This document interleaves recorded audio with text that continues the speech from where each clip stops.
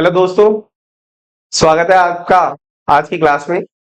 और आज हम आपके लिए ले आए हैं एक शॉर्ट एंड स्वीट मगर इंपॉर्टेंट टॉपिक कंप्यूटर का, जिसमें से आगामी परीक्षाओं में एक प्रश्न आपको श्योरली मिलेगा।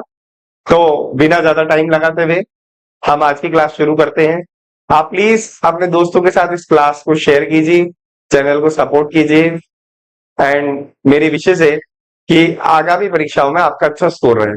तो दोस्तों, आज हम क्लास की शुरुआत करते हैं, ठीक है। तो दोस्तों, आज जो क्लास हम पढ़ने जा रहे हैं, टॉपिक आपको दिख ही गया है, टॉपिक आप समझ ही गए हैं। और टॉपिक जो है उसका नाम है राजस्थान।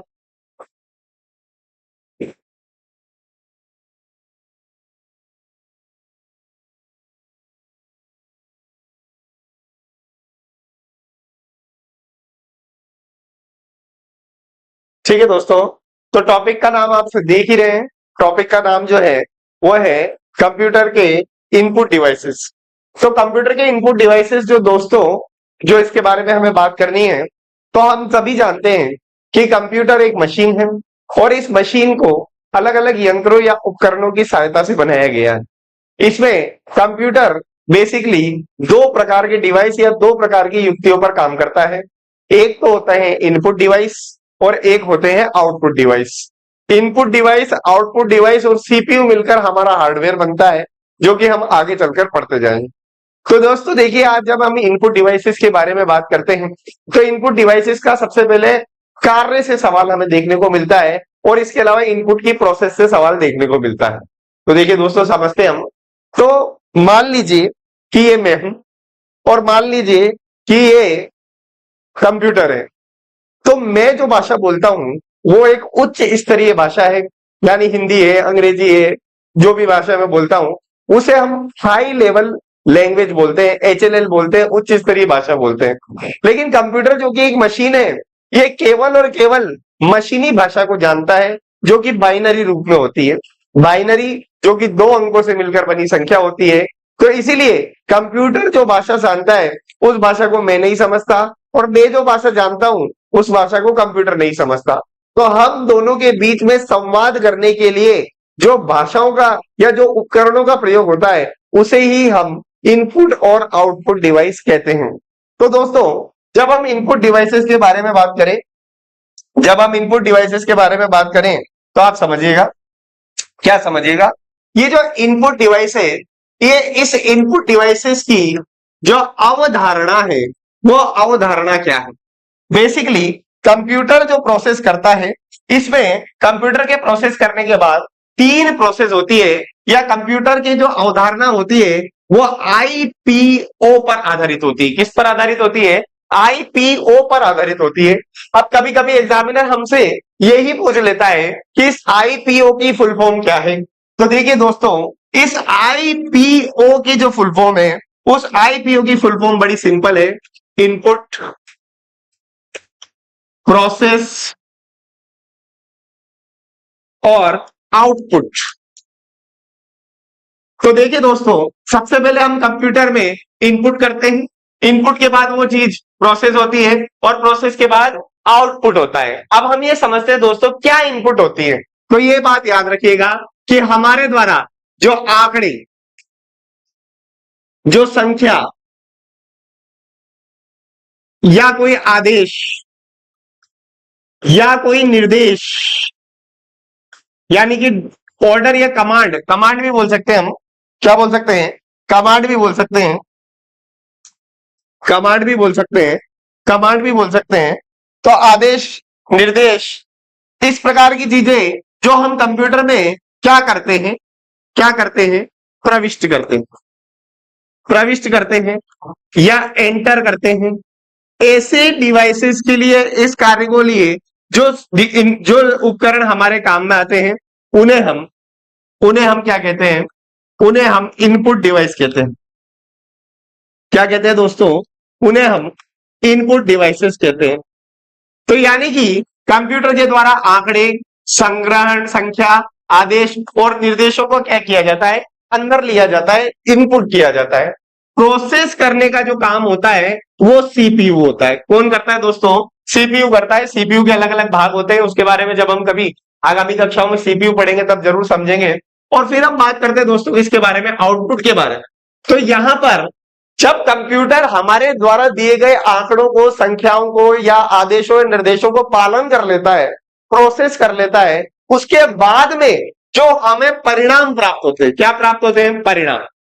परिणाम प्राप्त होते हैं या जो रिजल्ट प्राप्त होते हैं, तो वो परिणाम या रिजल्ट देने का कार्य जो हमारे पास जो करता है या जो डिवाइसेस करते हैं, उन डिवाइसेस को हम आउटपुट डिवाइसेस कहते हैं। क्या कहते हैं हम? आउटपुट डिवाइसेस कहते हैं।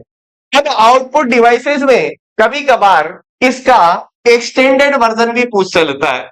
इसका एक्सटेंडेड वर्जन जो है वो है आईपीएसओ। क्या है? आईपीएस। ये एस क्या है? एस का मतलब है दोस्तों स्टॉप।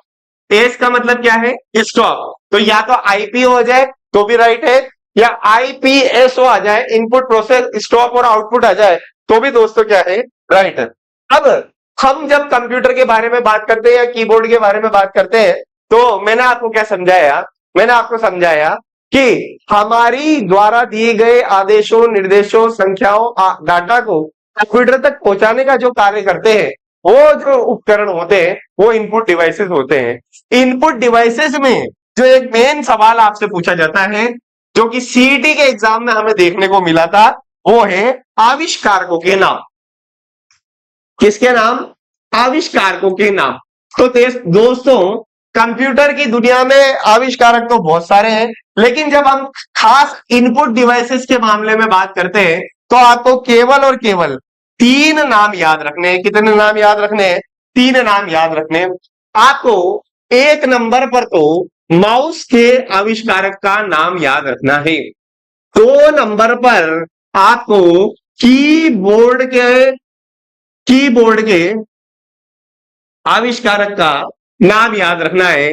और 3 नंबर पर, जैसे माउस हो गया और 1 नंबर पर माउस हो गया, 2 नंबर पर कीबोर्ड हो गया, इनका नाम आपको याद रखना है। माउस और कीबोर्ड के बारे में बात करें तो माउस के बारे में, माउस का जो आविष्कारक था उसका नाम क्या था?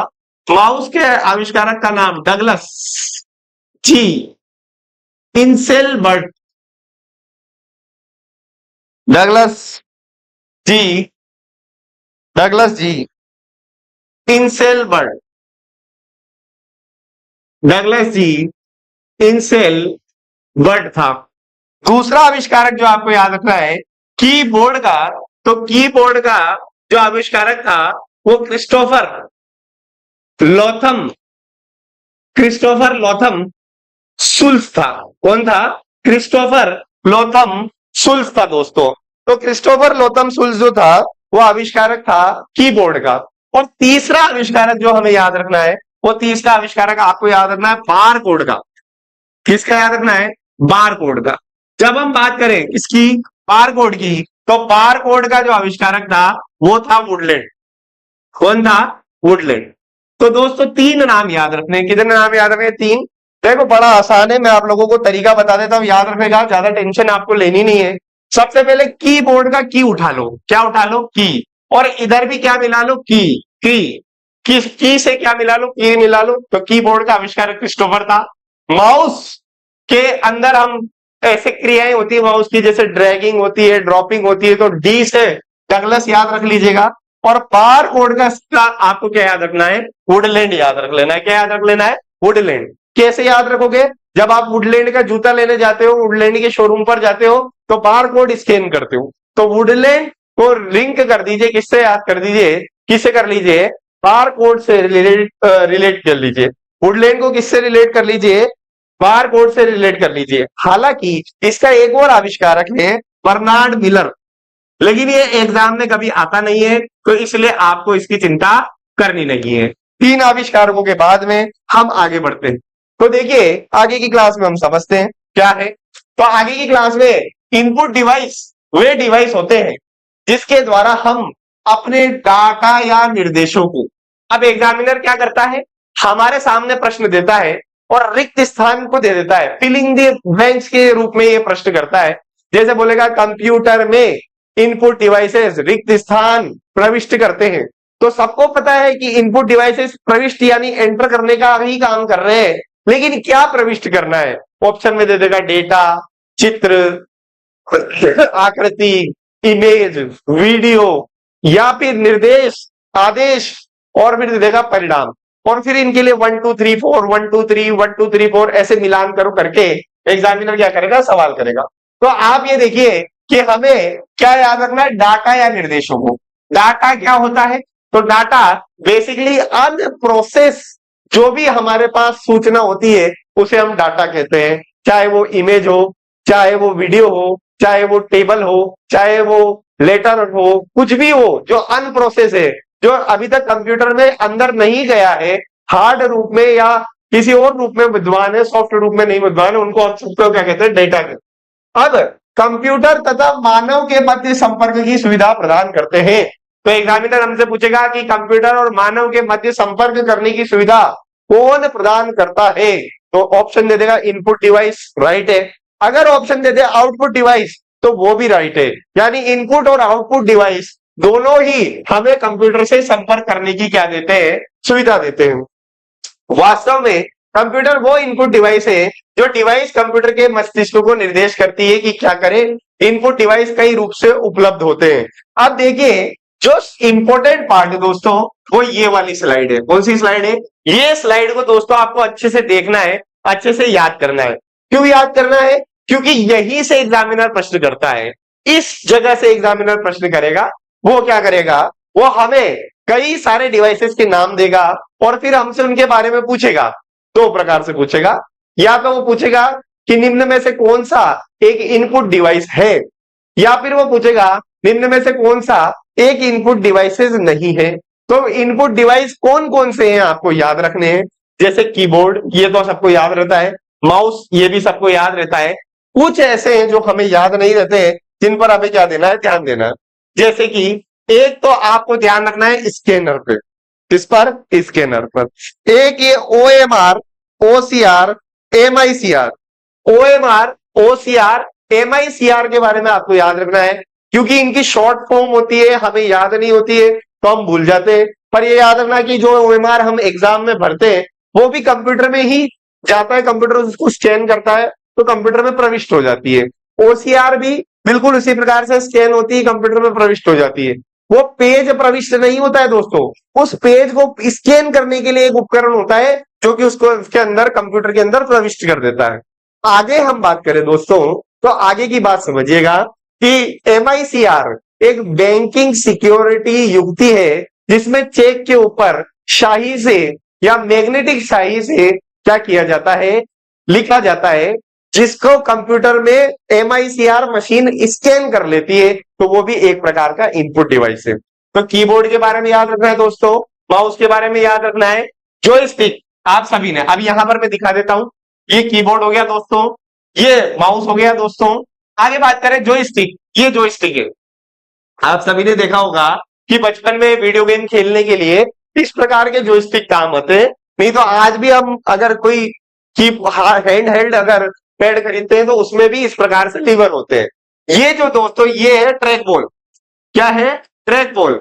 अब दोस्तों इसका प्रयोजन या इसका उपयोग सामान्य नहीं है, क्योंकि हमारे ये उपयोग में कम आती है, लेकिन नक्शा बनाने वाले, वीडियोग्राफर, एनिमेशन करने वाले जिन लोगों के लिए ये बहुत ही ज्यादा क्या होती है? उपयोगी होती है, क्योंकि इसमें माउस की तरह माउस को हिलाना नहीं पड़ता है, केवल बॉल को हिलाना पड़ता है। इसके बारे में हम चर्चा करें।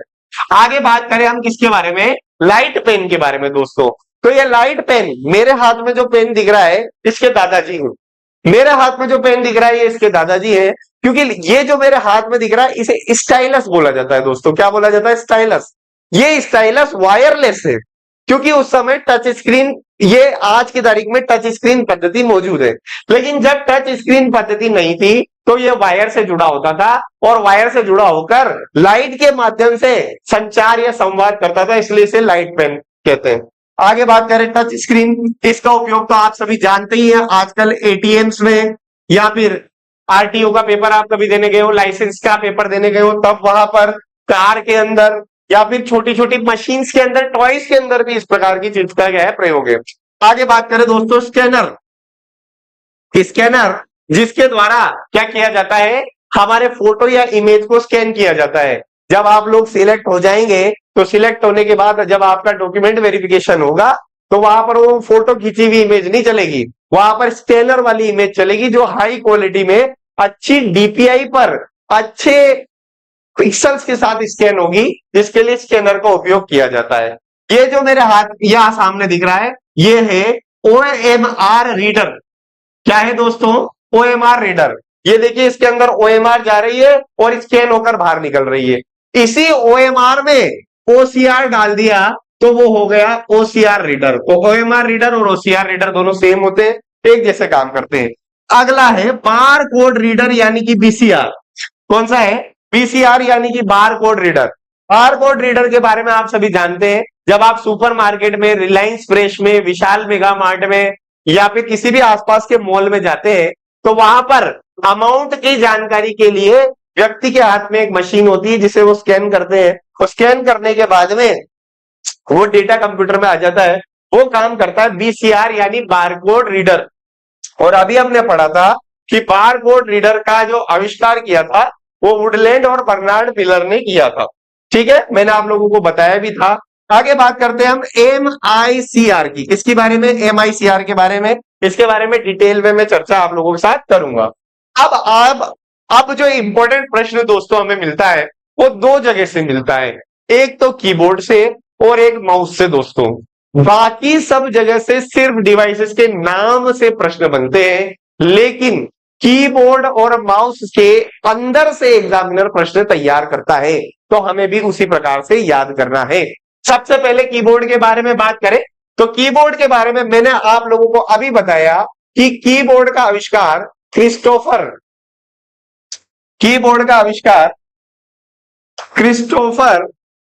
लोथम सुल्स ने किया था। क्रिस्टोफर लोथम सुल्स ने किया था। किसने किया था? क्रिस्टोफर लोथम सुल्स ने किया था। अच्छा, कीबोर्ड के बारे में कुछ जनरल बातें जो आप लोगों को समझनी चाहिए या आप लोगों को पता होनी चाहिए, वो मैं आप लोगों को फटाफट बता देता हूं। क्या क्या है दोस्तों, तो सुनिएगा। पहली बात, कीबोर्ड के बारे में बात करें तो कीबोर्ड कंप्यूटर में सबसे ज्यादा उपयोग में आने वाला इनपुट डिवाइस है। तो कभी कभी क्या होता है दोस्तों, एग्जामिनर हमारे सामने ये प्रश्न पूछ लेता है कि सबसे ज्यादा उपयोग में आने वाला इनपुट डिवाइस कौन सा है। अब जनरली सारे इनपुट डिवाइसेस हम वहां काट देते हैं, जैसे BCR, MICR या कोई भी डिवाइस आएगा हम काट देंगे। दो ऑप्शंस में हम ज्यादा कंफ्यूज होते हैं, वो है कीबोर्ड और माउस, क्योंकि हमें ऐसा लगता है माउस पे तो हमारा हाथ दिन भर रहता ही है, तो माउस ज्यादा उपयोगी है, और वही बच्चे एग्जाम में गलती कर देते हैं। तो याद रखना, माउस आपके भले ही हाथ में रहता है, आप माउस की सहायता से एक जगह से दूसरी जगह कर्सर को लेकर भी जाते हैं, लेकिन माउस का कर्सर तक पहुंचने के अलावा कोई कार्य नहीं है, जबकि कीबोर्ड में टाइप करना और बहुत सारे उपयोगी कार्य जो है वो हमें मिलते हैं। तो कीबोर्ड कंप्यूटर में सबसे ज्यादा उपयोग में आने वाली इनपुट युक्ति है। आगे बात करते हैं दोस्तों, तो कीबोर्ड जो हमारा होता है इसके बारे में याद रखना है कि कीबोर्ड टाइपोमेटिक सिद्धांत पे काम करता है दोस्तों। किस पर काम करता है? टाइपोमेटिक सिद्धांत पर। अब ये टाइपोमेटिक सिद्धांत क्या होता है दोस्तों? तो टाइपोमेटिक सिद्धांत ये होता है कि अगर किसी कुंजी को 0.5 सेकंड से अधिक दबाकर रखते हैं तो वो दोबारा दबाए जाने के अनुसार बिहेव करती है। यानी कि अगर मैंने 0.5 सेकंड से ज्यादा कोई की को प्रेस रखा तो वो बार बार चलेगी। यानी मैंने S दबाया तो S टाइप होता जाएगा, मैंने W दबाया तो W टाइप होता जाएगा। ये सिद्धांत जो है वो टाइपोमेटिक सिद्धांत के रूप में काम करता है।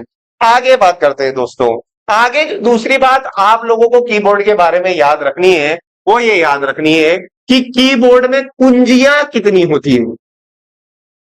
कीबोर्ड में कुंजियां कितनी होती है? तो दोस्तों एम्बुलेंस का नंबर याद कर लो, एम्बुलेंस में एम्बुलेंस जितने नंबर पर आती है उतनी कुंजियां कीबोर्ड में होती है।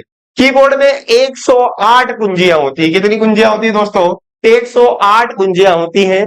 वैसे एग्जामिनर आपको अलग अलग तरीके से इसका सवाल पूछ सकता है। 107 भी पूछ सकता है, 112 भी पूछ सकता है, 110 भी पूछ सकता है, 106 भी पूछ सकता है, 102 भी पूछ सकता है। प्रारंभ में कीबोर्ड में 102 ही कुंजियां होती थी, लेकिन फिर कुछ स्पेशल पर्पस की जैसे प्रिंट स्क्रीन या फिर स्टॉप पाउस ऐसी कुछ कीज को बढ़ा दिया गया, जिसके बाद 106 कुंजियां होने लगी। हालांकि दोस्तों मल्टीमीडिया कीबोर्ड जिसमें गाने चलाने या मूवी चलाने के लिए बटन अलग से दिए होते हैं, उनमें 112 कुंजियां भी होती है, परंतु इसका प्रयोग केवल ग्राफिक डिजाइनर या वीडियोग्राफी से रिलेटेड काम करने वाले व्यक्ति ही काम में लेते हैं। साधारण कीबोर्ड में 108 कुंजियां ही होती है दोस्तों। अब इस कुंजियों पर छोटे छोटे एग्जामिनर क्या करता है? सवाल बनाता है। क्या बनाता है? कुंजियों पर एग्जामिनर सवाल बनाता है, जो कि हमें याद रखना है। कैसे? कंप्यूटर में आपसे एक एग्जामिनर पूछेगा कि बताओ कि जो आपका नम कीपैड होता है, कौन सा कीपैड? नम कीपैड। कंप्यूटर में आपसे पूछेगा कि नम कीपैड में कुंजियों की संख्या कितनी होती है। नम कीपैड जिसके अंदर नंबर्स लिखे होते हैं, आपको ये याद रखना है, ये नम कीपैड जो होता है ये कंप्यूटर के दाहिनी ओर होता है, राइट हैंड साइड पर ये होता है, और इसमें 1 से लेकर 9 तक, 0 से लेकर 9 तक, सॉरी 0 से लेकर 9 तक कुंजियां लिखी होती है, जो न्यूमेरिकल डाटा आसानी से डालने के लिए काम में आती है।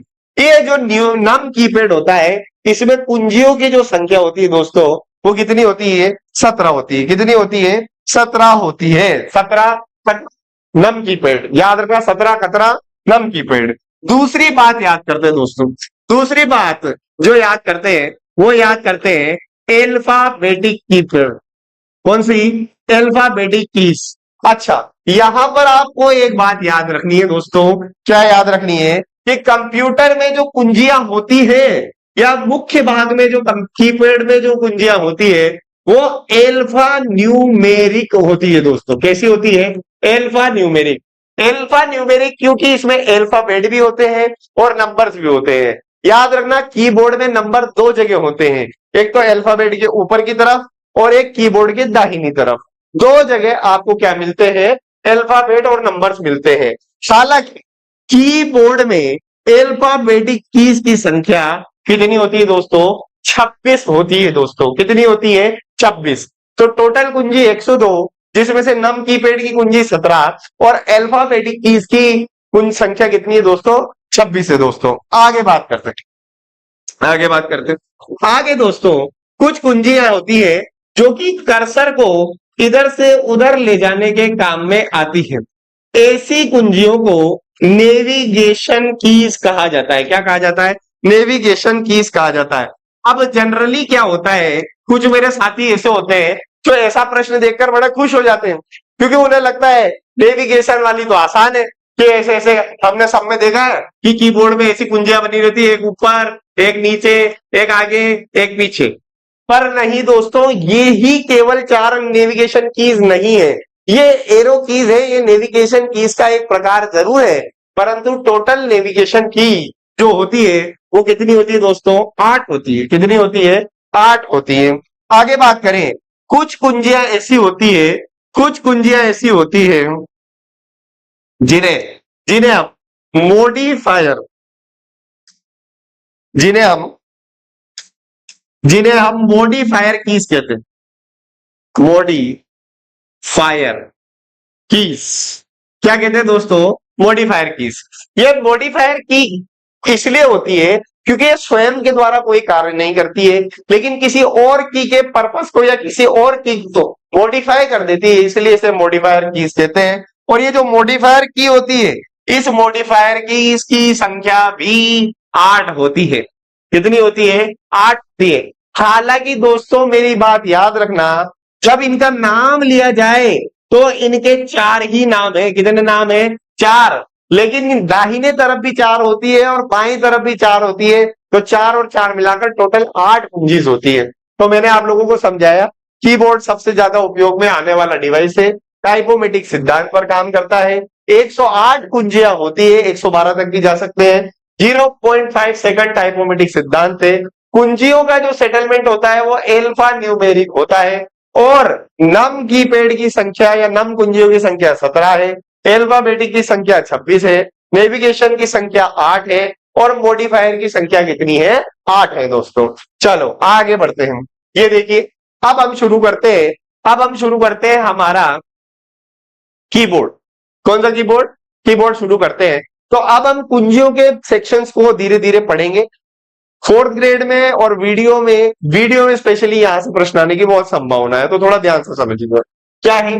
Alpha numeric. तो देखिए, कीबोर्ड्स पे जो की होती है वो अल्फा न्यूमेरिक होती है, क्योंकि यहां पर आप देख रहे हैं अल्फाबेट भी है और यहां पर आप देख रहे हैं नंबर्स भी है, इसीलिए इन्हें अल्फा न्यूमेरिक कहा जाता है, क्योंकि इसमें अल्फाबेटिक और नंबर्स और सिंबल तीनों चीजें होती है। याद रखना, सिंबल के बारे में भी याद रखना, सिंबल भी होते हैं। और इस खंड में अंक चिन्ह और वर्णमाला के अतिरिक्त 4 कुंजियां होती है। टैब होती है दोस्तों, कैप्स होती है दोस्तों, बैक स्पेस होती है दोस्तों और एंटर होती है। ये चारों कीज जो होती है ये स्पेशल पर्पस कीज कहलाती है। स्पेशल पर्पस कीज कहलाती है। इनके बारे में हम आगे बात करेंगे, अभी इसके बारे में बात करने की जरूरत नहीं है। न्यूमेरिक कीपैड, अभी मैंने बताया कि न्यूमेरिक कीपैड में लगभग 17 कुंजियां होती है। देख लो, 0 1 2 3 4 5 6 7 8 9, यहां तक सबको याद है। भूल क्या जाते हैं? डिलीट भूल जाते हैं, प्लस माइनस थोड़ा, बाकी ये भी सबको याद रहता है। डिलीट, एंटर और नम कीपैड ये कुंजियां हम भूल जाते हैं, जिसकी वजह से वहां एग्जाम में हमसे गलती हो जाती है। आपको सिंपल याद रखना है, मैंने बता दिया। नम कीपैड मतलब खतरा, खतरा मतलब 17, ठीक है, याद रखना है। अब बात करते हैं फंक्शन कीज की। ये दोस्तों यहां से आपको एग्जाम में सवाल डेफिनेटली देखने को मिलेगा। फंक्शन की क्या होती है? फंक्शन की ऐसी कीज होती है जो कि किसी विशेष फंक्शन को या किसी कार्य को, फंक्शन मतलब क्या होता है? कार्य, किसी विशेष कार्य को अंजाम देने के लिए या उस कार्य को करने के लिए असाइन होती है। फंक्शन कीज की जो टोटल संख्या होती है वो कितनी होती है? 12 होती है। कितनी होती है दोस्तों? 12 होती है, जो कि F1 से F12 के रूप में होती है और शॉर्टकट के रूप में प्रयुक्त, किसके रूप में प्रयुक्त होती है? शॉर्टकट के रूप में प्रयुक्त होती है। इनको हम अपनी जरूरत के अनुसार भी बदल सकते हैं। अभी हाल हुए जेल प्रहरी पटवारी एग्जाम्स में यहां से प्रश्न हमें देखने को मिला ही मिला है। आगे इसके बारे में समझते हैं। क्या समझते हैं? देखिए, सबसे पहले F1, कौन सी की? F1। F1 का मतलब होता है हेल्प। क्या मतलब होता है? हेल्प। यानी कि जिस भी प्रोग्राम में हम काम कर रहे हैं उससे संबंधित हमें हेल्प मेन्यू खोलना है तो हम F1 का प्रयोग करेंगे। अगर आप MS वर्ड में काम कर रहे हैं तो MS वर्ड का हेल्प मेन्यू खुल जाएगा। अगर आप MS एक्सेल में काम कर रहे हैं तो MS एक्सेल का हेल्प मेन्यू खुल जाएगा। अगर आप ब्राउजर, इंटरनेट ब्राउजर का प्रयोग कर रहे हैं तो वहां का हेल्प मेन्यू खुल जाएगा। F2 रीनेम, ये यहां से एग्जामिनर बहुत सवाल करता है। किसी भी फोल्डर और फाइल या चित्र का नाम बदलने के लिए, यहां से दोस्तों याद रखना है F2 रीनेम।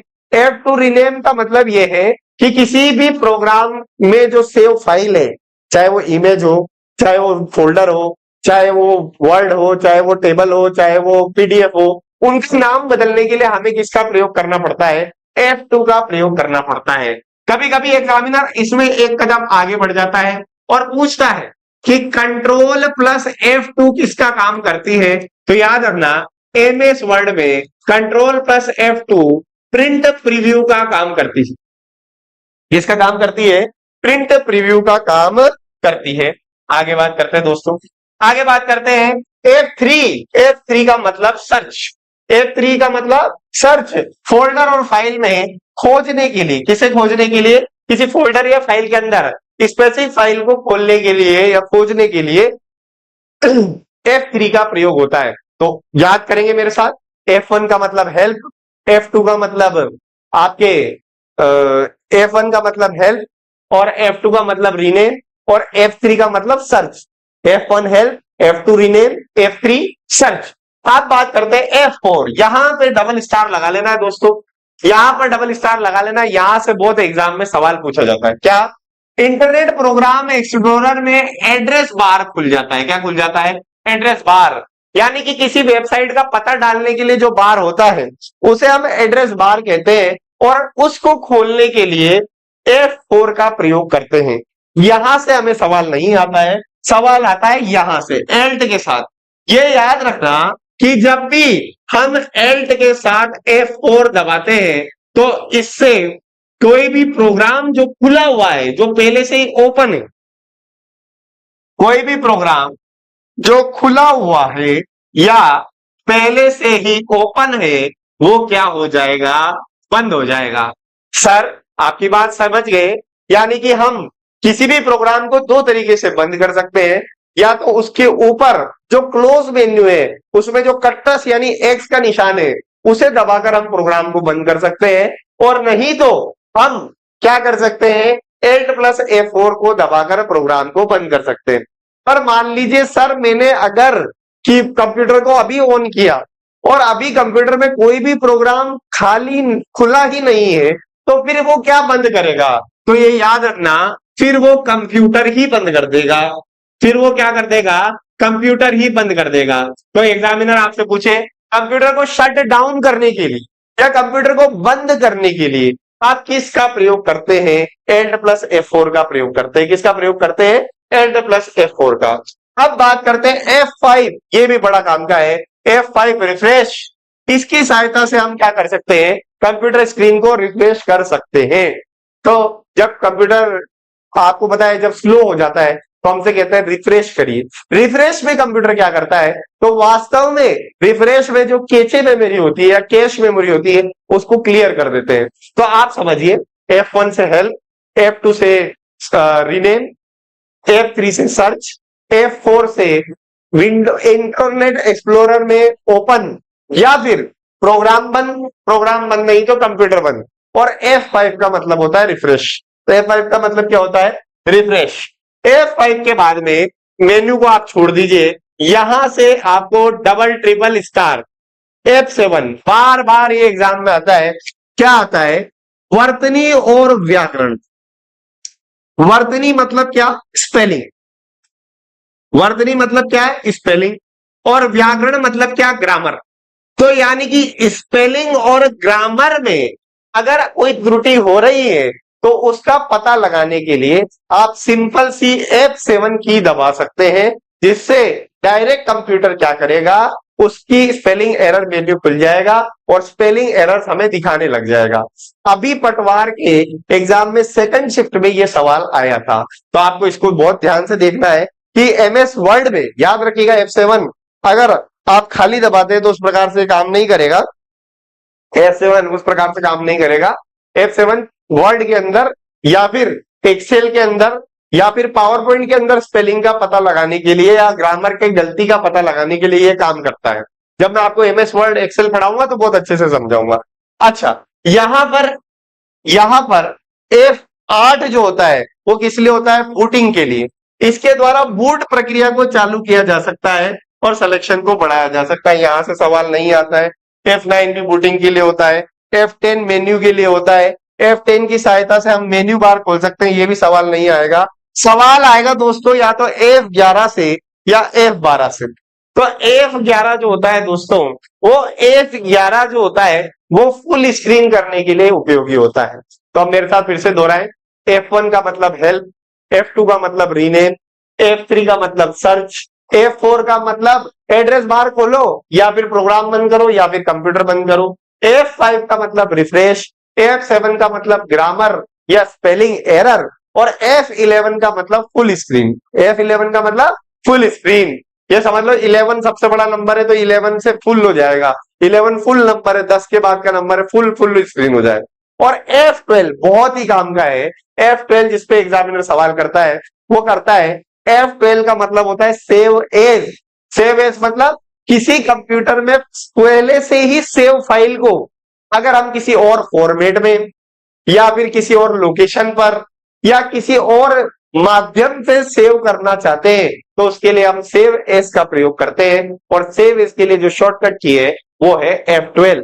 यहां पर जो F5 है इससे एक सवाल और पूछता है, क्या पूछता है, F5 से सवाल पूछता है कि पावर पॉइंट में स्लाइड शो को प्रारंभ करने के लिए, स्लाइड शो को शुरू करने के लिए जो शॉर्टकट की होती है वो शॉर्टकट की कौन सी होती है? तो याद रखना F5 होती है। ठीक है दोस्तों, F5 होती है। आगे बढ़ते हैं। ज्यादा समय में नहीं ले सकता क्योंकि ज्यादा समय लूंगा तो फिर मेरे आगे की चीजें जो है वो छूट जाएगी, तो थोड़ा हम डिटेल में ही पढ़ रहे हैं लेकिन हम उसे थोड़ा सा स्पीडली पढ़ रहे हैं। आगे बात करते हैं मॉडिफायर कीज। वेरी इंपॉर्टेंट, लगा लीजिए, आने वाले एग्जाम्स में ये सवाल आपको बहुत देखने को मिलेगा।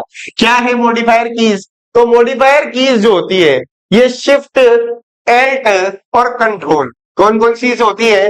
मॉडिफायर कीज जो होती है वो शिफ्ट, एल्ट और क्या होती है? कंट्रोल होती है। ठीक है, शिफ्ट, एल्ट और कंट्रोल होती है।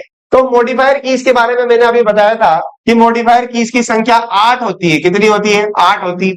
8 कैसे सर, ये तो 3 ही दिख रही है। तो देखो, एक तो लेफ्ट साइड शिफ्ट होती है, एक राइट साइड शिफ्ट होती है, एक लेफ्ट साइड एल्ट होती है, एक राइट साइड एल्ट होती है, एक लेफ्ट साइड कंट्रोल होती है, एक राइट साइड कंट्रोल होती है। इसके अलावा एक की होती है विंडोज। कौन सी की होती है? विंडोज। और ये जो विंडोज होती है ये भी 2 होती है, तो 6 तो ये हो गई, 2 विंडो हो गई, टोटल कितने हो गए? 8 हो गई। क्या हो गई? 8 हो गई। आगे बात करते हैं कर्सर कीज। क्या याद करते हैं? Cursor keys. तो कर्सर कीज कंप्यूटर में होती है जो कि कर्सर या नीचे दाएं भाग में होती है। पहली बात तो क्या होती है? नीचे दाएं भाग में होती है, और ऊपर ले जाने के लिए अप, नीचे ले जाने के लिए डाउन, लेफ्ट में ले जाने के लिए लेफ्ट, और राइट में ले जाने के लिए क्या होती है? राइट होती है। क्या होती है? राइट में ले जाने के लिए राइट होती है। अब यहां पर समझना, क्या समझना? यहां पर समझना नेविगेशन कीज। क्या समझना? Navigation keys. तो नेविगेशन कीज की संख्या जो होती है वो 8 होती है दोस्तों। कितनी होती है? 8 होती है। अब 8 में से एक तो कर्सर की हो गई। क्या हो गई? कर्सर कीज हो गई। और ये कर्सर की टोटल कितनी होती है? 4 होती है, जो कि इस प्रकार से, जो कि इस प्रकार से ऊपर, नीचे, दाएं और बाएं के रूप में होती है। इसके अलावा दोस्तों 4 ये हो गई तो 4 और बच गई। देख लो कौन कौन सी। एक तो होता है होम, एक होता है एंड, एक होती है पेज अप और एक होती है page down. Home, and, page up और पेज डाउन। अब यहां पर दोस्तों जो होम होती है ये होम और एंड या पेज अप या पेज डाउन, ये सब कर्सर को मूव करवाती है। क्या करवाती है? कर्सर को, कर्सर को कहीं एक स्थान से दूसरे स्थान पर ले जाने का जो काम करती है वही कुंजियां नेविगेशन कीज कहलाती है। जो कर्सर को एक जगह से दूसरी जगह ले जाए, नेविगेट करे, वो नेविगेशन की होती है। होम की जो होती है वो कर्सर को लाइन के प्रारंभ में ले जाती है। किसके में ले जाती है? लाइन के प्रारंभ में।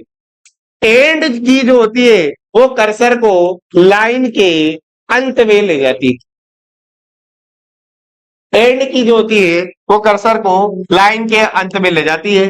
जबकि पेज अप की जो होती है वो कर्सर को पेज के प्रारंभ में ले जाती है। वो कर्सर को पेज के प्रारंभ में ले जाती है।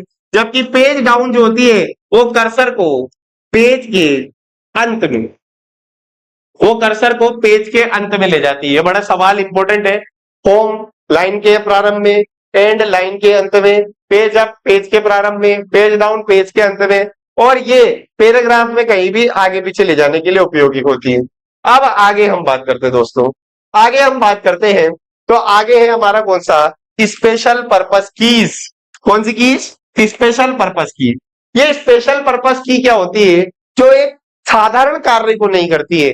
जो एल्फा न्यूमेरिक और नम कीज होती है वो साधारण कार्य यानी डेटा को प्रविष्ट करने का काम करती है, लेकिन किसी विशेष फंक्शन या विशेष कार्य को करने के लिए जो की असाइन होती है उन्हें हम स्पेशल पर्पस कीज ही कहते हैं। तो स्पेशल पर्पस कीज ये हमारे सामने है, एक एक करके इनको हम पढ़ते जाएंगे। देखो क्या लिखा है। ये कुंजियां कुछ विशेष कार्यों को करने के लिए होती हैं, जैसे sleep, power, volume, start, shortcut, escape, ये बहुत हमारे एग्जाम में आता है। टेब ये बहुत आता है। इंसर्ट ये आता है। इसके बारे में हम बात कर चुके हैं। देखिए, तो सबसे पहले स्लीप। स्लीप कंप्यूटर को स्लीप मोड में डालने के लिए होती है। यानी कि जब मैं चाहता हूं कि अभी मैं कंप्यूटर आधा पौन घंटा या 1 घंटे तक उपयोग में नहीं लूंगा, लेकिन मैं कोई कार्य भी उस पर नहीं कर रहा हूं और उसे बंद भी नहीं करना चाहता हूं, तो मैं स्लीप बटन दबा देता हूं, जिससे मॉनिटर की स्क्रीन ऑफ हो जाती है और जो फालतू के प्रोसेसेस चल रहे होते हैं, रैम जो बिजी होती है वो रैम साफ हो जाती है, रैम फ्री हो जाती है और इससे कंप्यूटर स्लीप मोड में चला जाता है। जैसे आप अपने मोबाइल को स्क्रीन लॉक करते ही वो भी अपने आप में एक प्रकार का क्या है, स्लीप मोड है। आगे बात करते हैं पावर। जब हम पावर दबाते हैं तो स्लीप मोड खत्म होकर पावर अप हो जाता है। पेज अप मैंने अभी बताया आपको, पेज डाउन मैंने आपको बताया कि पेज के प्रारंभ और अंत में ले जाने के लिए पेज अप और पेज डाउन होता है। अब आगे देखिए, रिटर्न की और एंटर की, रिटर्न की और एंटर की। इसका एंटर की तो आपको याद रहता है, रिटर्न नाम आपको बहुत ध्यान रखना है। क्या याद रखना है? रिटर्न। तो याद रखना, रिटर्न की जो होती है वो एंटर की का ही दूसरा नाम है और यह कीबोर्ड में सबसे ज्यादा प्रयुक्त होने वाली कुंजी है। तो याद रखना, संपूर्ण कंप्यूटर में सबसे ज्यादा प्रयुक्त होने वाला इनपुट डिवाइस कीबोर्ड है और उस कीबोर्ड के अंदर भी सबसे ज्यादा काम आने वाली कुंजी एंटर है। कौन सी है? एंटर है, जिसे दबाने के बाद कंप्यूटर के मेमोरी में चला जाता है। क्या चला जाता है? डाटा। क्या चला जाता है? डाटा। या क्या चला जाता है? निर्देश। या क्या चला जाता है? कमांड, यानी कि आदेश। ये सवाल आपको सीईटी में देखने को मिला था। आपसे ऐसा पूछा था कि कंप्यूटर में एंटर की दबाने पर रिक्त स्थान हो जाता है, डाटा परिणाम बाहर या डाटा परिणाम प्रविष्ट। तो याद रखना, डाटा, निर्देश, आदेश प्रविष्ट हो जाते हैं। आगे बात करते हैं एंड की। एंड की स्क्रीन के अंत में ले जाती है। होम की, होम की जो होती है वो किसी डॉक्यूमेंट के प्रारंभ में ले जाती है। अभी आप बोलेंगे सर अभी आपने बोला पेज अप, तो याद रखना पेज अप पेज के प्रारंभ में ले जाती है, जबकि होम की, होम यानी किसी डॉक्यूमेंट के जो सबसे पहला पेज होगा उस पहले पेज के प्रारंभ में ले जाएगी। उदाहरण के लिए मैं समझाता हूं। सपोज कीजिए ये जो मेरी फाइल है ये 20 पेजों की है। किस पेज की है? 20 पेज की है और मेरा कर्सर यहां पर है। अगर मैं क्या दबाऊंगा? अगर मैं होम दबाऊंगा तो पहले पेज पर जाकर पहले पैराग्राफ की पहली लाइन पर, पहला पॉइंट पर मेरा कर्सर चला जाएगा और एंड दबाऊंगा तो 20वें पेज की आखिरी पैराग्राफ की आखिरी लाइन पर चला जाएगा। जबकि मैं पेज अप दबाऊंगा तो यहां आ जाएगा, मैं पेज डाउन दबाऊंगा तो यहां आ जाएगा। अगर मेरा कर्सर यहां है और मैं जो क्या कहते हैं ये इस प्रकार से क्या करूंगा, यहां पर इसको करूंगा। आगे बात करते हैं स्पेस की। कौन सी की? स्पेस की। स्पेस ये याद रखना कि कीबोर्ड की सबसे लंबी कुंजी होती है और इसका उपयोग स्थान छोड़ने के लिए किया जाता है। किसके लिए किया जाता है? स्थान छोड़ने के लिए। यानी कि कीबोर्ड में जब आप एमएस वर्ड या पावर पॉइंट में कोई फाइल को तैयार कर रहे होते हैं तो एक शब्द से दूसरे शब्द के बीच में स्थान छोड़ने के लिए इसका प्रयोग किया जाता है, स्पेस का प्रयोग किया जाता है। आगे बात करते हैं बैक स्पेस और डिलीट। एक और इंपॉर्टेंट बात जो कि आपको एग्जाम में मिलती है, क्या मिलती है कि जब आप कंप्यूटर में कोई डेटा प्रविष्ट करते हैं तो उसको, डेटा को मिटाने के लिए, किसके लिए?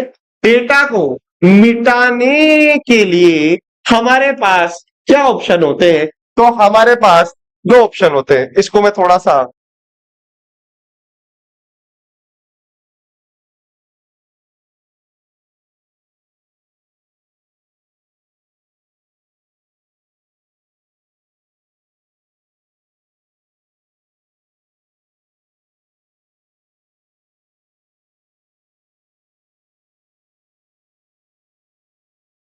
यहां कर देता हूं। अब ठीक है। तो देखिए, जब हम कीबोर्ड में होते हैं या कंप्यूटर में होते हैं तो कीबोर्ड के डेटा को मिटाने के लिए हमारे पास कितनी कुंजियां होती है? टोटल 2 कुंजियां होती हैं। कितनी कुंजियां होती है? 2 कुंजियां होती है। कौन कौन सी? एक तो हमारे पास होती है, एक तो हमारे पास होती है बैक स्पेस। कौन सी की? Back space. और एक जो होती है वो हमारे पास होती है डिलीट। कौन सी कुंजी होती है? डिलीट। तो बैक स्पेस होती है दोस्तों और डिलीट होती है। बैक स्पेस के बारे में बात करें तो अब यहां पर दो बातें तो हमें याद रह गई, लेकिन एग्जामिनर हमें बायां और दायां देकर कंफ्यूज करता है। और मैं आप लोगों को आज के बाद कभी भी बायां और दायां आपको कभी भी गलती नहीं होगी, बिल्कुल मैं आप लोगों को आसानी से याद करवा दूंगा। तो देखिए समझिए, बैक स्पेस का मतलब क्या है। बैक स्पेस का मतलब पीछे की तरफ। बैक स्पेस का मतलब पीछे की तरफ, क्योंकि नाम में बैक आ रहा है। नाम में क्या आ रहा है? बैक आ रहा है। जैसे मान लीजिए मैं लिखता हूं ये नाम, क्या लिखता हूं? SANJAY, ये मेरा नाम मैंने लिख दिया। अब मेरा नाम मैं लिखता हूं और मान लीजिए कि ये कर्सर यहां है। ये कर्सर कहां पर है? यहां पर है। और कर्सर यहां पर आने के बाद जब मैं बैक स्पेस दबाऊंगा, क्या दबाऊंगा? बैक स्पेस दबाऊंगा, तो पीछे वाला अक्षर डिलीट हो जाएगा, यानी कि जो जे है, यानी कि जो जे है यानी कि जो जे है वो क्या हो जाएगा? डिलीट हो जाएगा, यानी कि जे डिलीट हो जाएगा। लेकिन लेकिन जब मैं जब मैं डिलीट दबाऊंगा, क्या दबाऊंगा? डिलीट दबाऊंगा, तो जो ए अक्षर है, कौन सा अक्षर? ए अक्षर, वो ए अक्षर क्या हो जाएगा? डिलीट हो जाएगा। क्या हो जाएगा? ए अक्षर डिलीट हो जाएगा। तो यानी कि आपको याद रखना है कि डिलीट जो होता है वो आगे का अक्षर मिटाता है। क्या मिटाता है? आगे का अक्षर। जबकि बैक स्पेस जो होता है वो पीछे का। जब भी हम कंप्यूटर में बैक स्पेस दबाते हैं तो हमारा कर्सर ऐसे ऐसे ऐसे पीछे चलता है। अरे मैं बोला आसानी से याद करा दो। जब आप एसएमएस टाइप करते हो, जब आप व्हाट्सएप पे चैट करते हो और कोई चीज डिलीट करते हो, तो देखोगे कर्सर पीछे आ रहा है, पीछे आ रहा है, पीछे आ रहा है, तो आप वो बैक स्पेस का प्रयोग कर रहे हो। जब कीबोर्ड में आप डिलीट का दबाते हो तो आगे वाला अक्षर क्या हो रहा है? डिलीट हो रहा है। अब हमारे जीवन की सबसे बड़ी समस्या में एग्जाम में जो मेरे जैसा थोड़ा भुलक्कड़ होगा वो सोच लेगा अरे यार ये तो आसान है, पर वहां पर क्या हो जाता है? आगे और पीछे नहीं पूछता दोस्तों, दायां और बायां पूछता है। क्या पूछता है? दायां और बायां पूछेगा। कंप्यूटर में बाईं ओर लिखे अक्षर को मिटाने के लिए किस कुंजी का प्रयोग करते हैं? या पूछेगा कंप्यूटर में दाईं ओर लिखे अक्षर को मिटाने के लिए किस कुंजी का प्रयोग करते हैं? तो मेरी बात मानो, बैक स्पेस का तो पकड़ लो, क्या बैक स्पेस का पकड़ लो बायां, बी से बायां और डी से दायां। क्या पकड़ लो? बी से बायां और डी से दायां, यानी बैक स्पेस से बायां अक्षर मिटता है, डी से डिलीट से दायां अक्षर मिटता है। बी का बायां, डी का दायां, बैक स्पेस से बायां अक्षर, डी से दायां अक्षर। आगे बात करते हैं। अब मुझे पता है आप समझ गए हो, ज्यादा समझाने की मुझे जरूरत है नहीं, नहीं तो कहोगे सर आगे बढ़ो। सुनो, आगे बात करते हैं इंसर्ट की। कौन सी की? इंसर्ट की। दो अक्षरों के मध्य अन्य कोई अक्षर डालने के लिए काम में ली जाती है। मान लीजिए कि कर्सर किसी अक्षर के बीच में है और जैसे ही मैं इंसर्ट दबाऊंगा तो वहां पर एक रिक्त स्थान आ जाएगा। उस रिक्त स्थान में मैं मेरा मनचाहा अक्षर लिख सकता हूं। आगे बात करते हैं टेब की। कौन सी की? टेब की। यहां पर भी हमें सवाल समझना है। क्या समझना है? सवाल समझना है। क्या कि कंप्यूटर में या कीबोर्ड में जब हमें क्या छोड़ना होता है? खाली स्थान छोड़ना होता है। क्या छोड़ना होता है दोस्तों? खाली स्थान छोड़ना होता है। तो खाली स्थान छोड़ने के लिए उपयोग में आने वाली टोटल हमारे पास कितनी कुंजी है? टोटल 3 कुंजी है। कितनी कुंजी है? 3 कुंजी है। देखो कौन कौन सी। पहला पहला है स्पेस, स्पेस स्पेस बार। दूसरा दूसरा है एंटर, जो आपको मैंने अभी पढ़ाया। और तीसरा है टेप। तीसरा क्या है? टेप। स्पेस बार के बारे में बात करें तो स्पेस बार क्या करता है? कर्सर को एक स्थान कर्सर को एक स्थान आगे खिसका देता है। कर्सर को एक स्थान आगे खिसकाता है। कर्सर को एक स्थान आगे खिसकाता है। एंटर जो होता है वो कर्सर को अगली लाइन में ले जाता है। एंटर जो होता है वो कर्सर को अगली लाइन में ले जाता है। टेब जो है वो स्पेस का बड़ा भाई है। अगर ये कृष्ण भगवान है तो ये बलराम है। ये कहता है मैं एक स्पेस हटाऊंगा तो ये कहता है मैं तो तू के उत्ते हटा दूं, 2 हटा दूं, 5 हटा दूं, 6 हटा दूं, 10 हटा दूं। मेरी सेटिंग में जाकर 2 लगाओगे तो 2 हटाऊंगा, 5 लगा दोगे 5 लगाऊंगा, 6 लगा दोगे 6 लगाऊंगा। तो कीबोर्ड के द्वारा 2 या 5 स्थान खाली स्थान को छोड़ने के लिए, 2 या 5 खाली स्थान को छोड़ने के लिए, खिसकाने के लिए किसका प्रयोग होता है? टेब का प्रयोग होता है। किसका प्रयोग होता है दोस्तों? टेब का प्रयोग होता है। तो टेब में ये याद रखना स्पेस के समान जगह छोड़ी जाती है ना? ठीक है, ये बात याद रखना। ये बड़ा काम का है। क्या है? टेब का मिनिमम स्टॉप 0 होता है। मतलब टेब जो है वो कम से कम 0 स्पेस छोड़ेगा, यानी स्पेस बार के जितना तो छोड़ेगा ही छोड़ेगा। स्पेस बार के जितना यानी कि 0 तो छोड़ेगा ही छोड़ेगा। जबकि एक बार टेप दबाने पर 0.5 इंच 0.5 इंच तक क्या करता है? क्या है? बटन आगे बढ़ता है। क्या बढ़ता है? बटन आगे बढ़ता है। अब है एस्केप की। अब है आगे कौन से? एस्केप की। एस्केप की के बारे में भी समझो। क्या? 2 चीजें। जब कंप्यूटर में कोई प्रोग्राम खुला हो, जब कोई कंप्यूटर में प्रोग्राम खुला हो तो ऐसी कंडीशन में हम 2 काम कर सकते हैं। कौन कौन से? या तो हम उसे बंद कर सकते हैं या फिर हम उसे चालू रखते हुए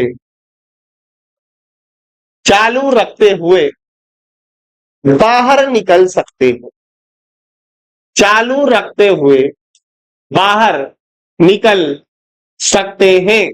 आप लोग इसका प्रयोग दिन रात करते हो। जब आप लोग अपने मोबाइल में काम कर रहे होते हो, जैसे व्हाट्सएप खोल के चैटिंग कर रहे होते हो, ऐसे ही मान लो मम्मी आ गई या कोई आ गया, बड़ा भाई बड़ी बहन आ गई, तो फिर तुम क्या करोगे? नीचे होम बटन होता है, एक घर का निशान होता है, तीर का निशान, घर जैसा निशान, तुम वो दबाते हो। वो दबाते ही व्हाट्सएप तो चालू है लेकिन स्क्रीन बेसिक घर वाली आ गई, जो मेन स्क्रीन है, जो मूल स्क्रीन है वो आ गई।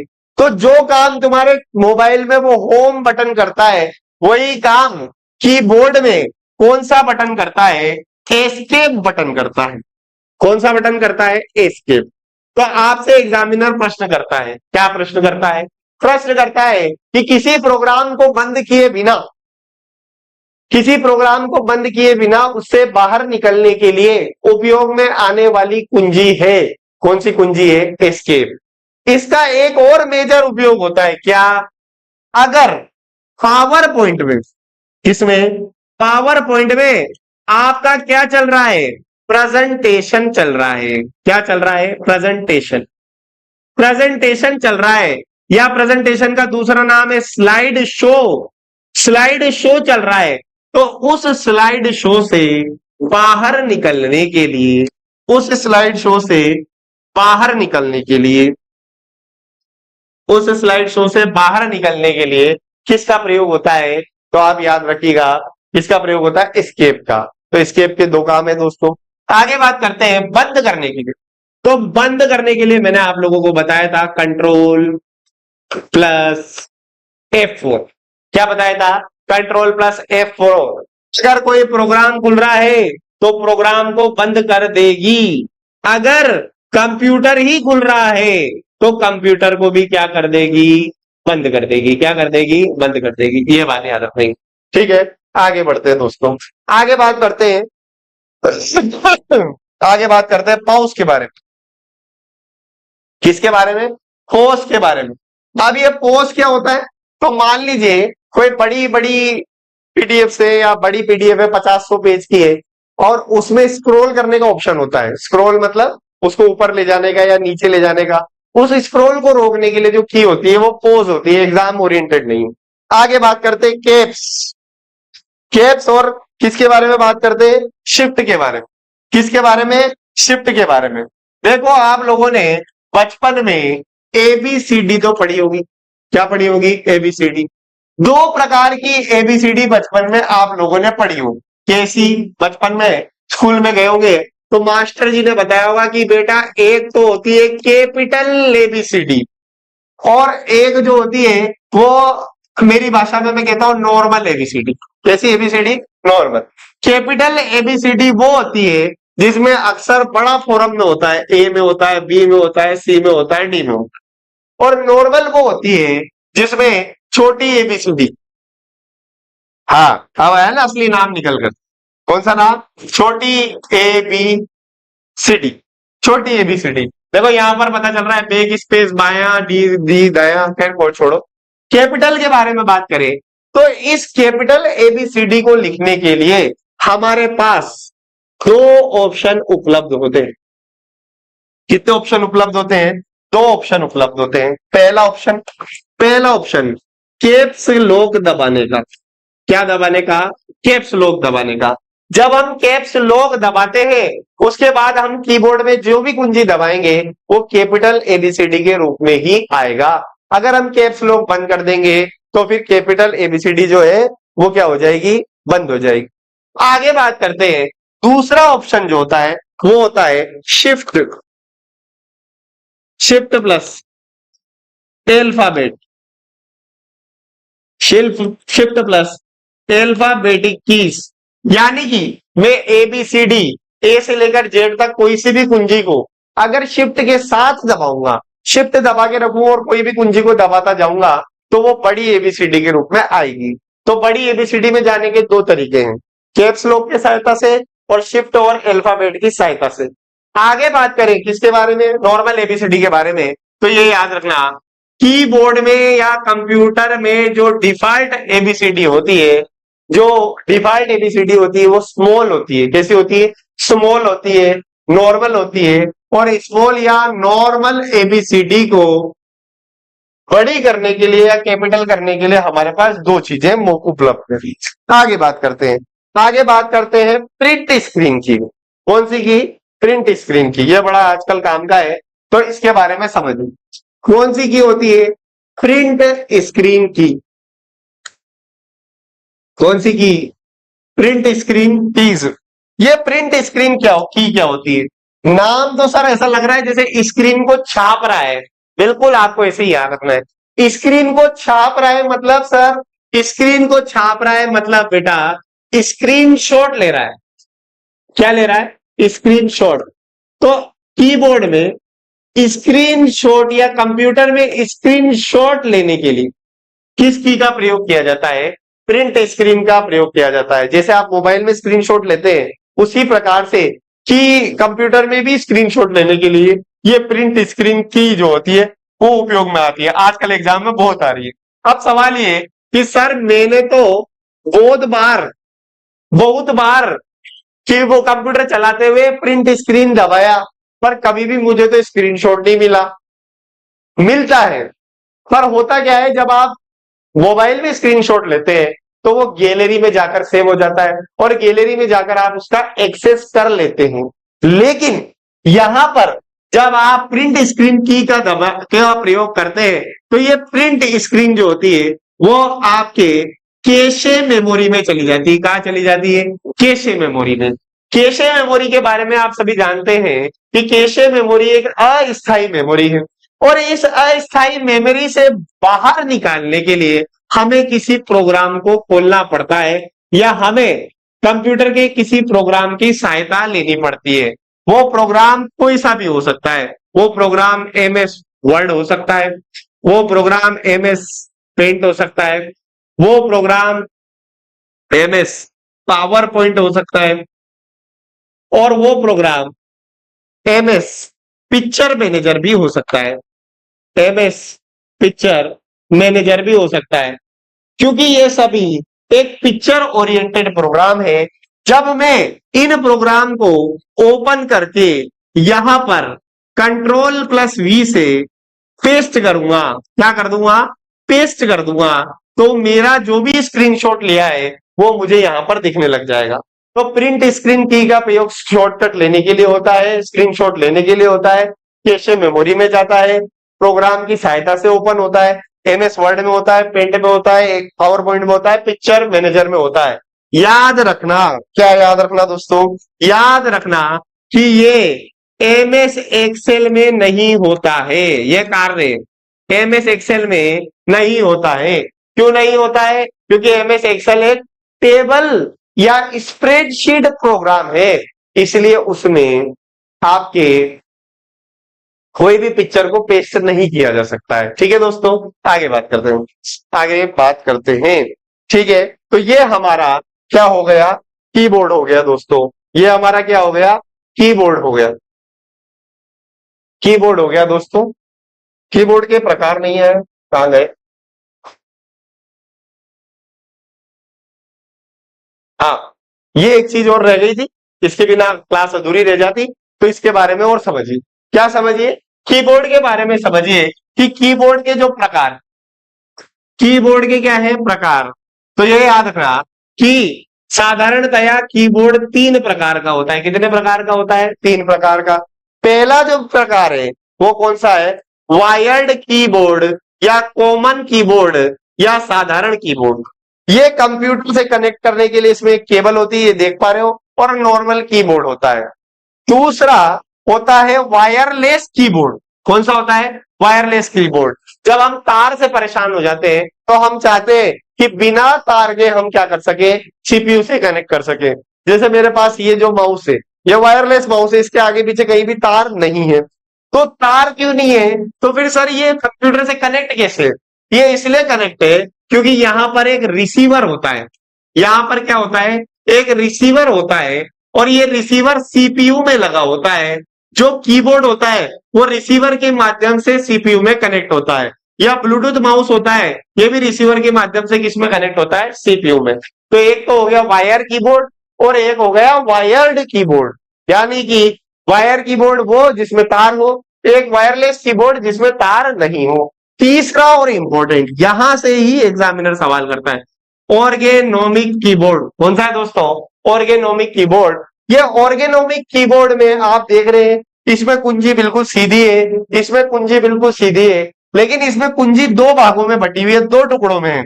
यानी ये लेफ्ट पूरी यूं सीधी ना होकर इस प्रकार से, पूरी सीधे रहने से हाथ की कलाइयों पर जोर लगता है, जबकि अगर ये इस प्रकार से होती है, इस प्रकार से होने पर क्या होता है? काम करने में आसानी होती है।